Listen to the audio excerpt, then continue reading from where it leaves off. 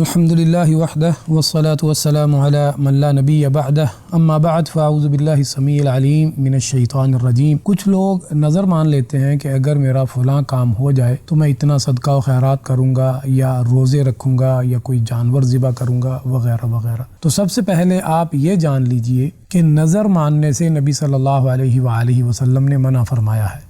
آپ نے ارشاد فرمایا کہ نظر نہ مانا کرو، نظر ماننا جو ہے وہ تقدیر کو نہیں بدل سکتا ہے، بس اس سے یہ ہوتا ہے کہ اللہ تعالیٰ بخیل کے مال میں سے کچھ نکال دیتا ہے۔ اور پھر ارشاد فرمایا کہ جب تم نظر مانو اور تو پھر اس کو پورا کرو، لیکن اگر نظر ایسی ہو جس میں خدا نخواستہ اللہ تعالیٰ کی نافرمانی ہو رہی ہو، یا ایسی نظر ہو جس کو پورا کرنے کی انسان میں طاقت نہیں ہے، تو اس کو پورا نہیں کیا جائے گا بلکہ اس کا کفارہ جو ہے وہ ادا کر دیا جائے گا۔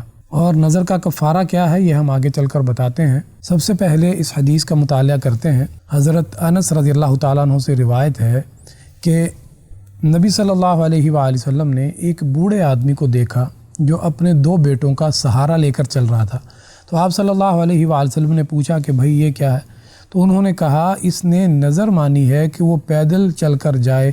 آپ صلی اللہ علیہ وآلہ وسلم نے ارشاد فرمایا کہ اللہ تعالیٰ اس کے اپنے نفس کو عذاب دینے سے بے پرواہ ہے، یعنی کہ اللہ تعالیٰ کو کوئی ضرورت نہیں ہے کہ یہ شخص جو ہے اپنے آپ کو مشقت میں ڈالے یا اپنے آپ کو تکلیف دے۔ اور پھر آپ صلی اللہ علیہ وآلہ وسلم نے اسے حکم دیا کہ یہ پیدل نہ چلے کیونکہ یہ پیدل چلنے کی طاقت نہیں رکھ رہا ہے، اور آپ نے اس کو حکم دیا کہ وہ سوار ہو جائے۔ اب اس آدمی نے بیت اللہ کی طرف پیدل چل کر جانے کی نظر مانی تھی جس کی کہ وہ طاقت نہیں رکھتا تھا۔ تو جس نظر کو پورا کرنے کی انسان میں طاقت نہیں ہے یا خدا نخواستہ اس کو پورا کرنے سے اللہ تعالیٰ کی نافرمانی ہو رہی ہے، تو ایسی نظر کو پورا نہیں کیا جائے گا بلکہ اس کا کفارہ ادا کر دیا جائے گا۔ اور نظر کا جو کفارہ ہے وہ بالکل جو قسم کا کفارہ ہے وہی ہے، اور قسم کا کفارہ یہ ہے کہ آدمی اپنے گھر والوں کو جو درمیانے درجے کا کھانا کھلاتا ہے اسی طرح کا کھانا جو ہے وہ 10 مساکین کو کھلا دے، یا ان کو کپڑے خرید کر دے دے،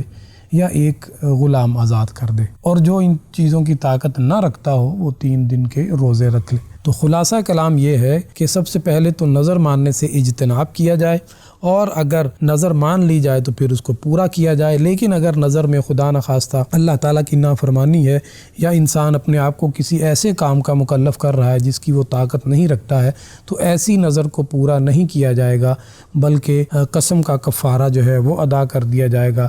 اور وہ یہ ہے کہ آدمی 10 مساکین کو کھانا کھلا دے، یا ان کو لباس جو ہے وہ خرید کر دے دے، یا ایک غلام آزاد کر دے۔ اور اگر وہ اس کی طاقت نہیں رکھتا ہے تو وہ 3 دن کے روزے رکھ لے۔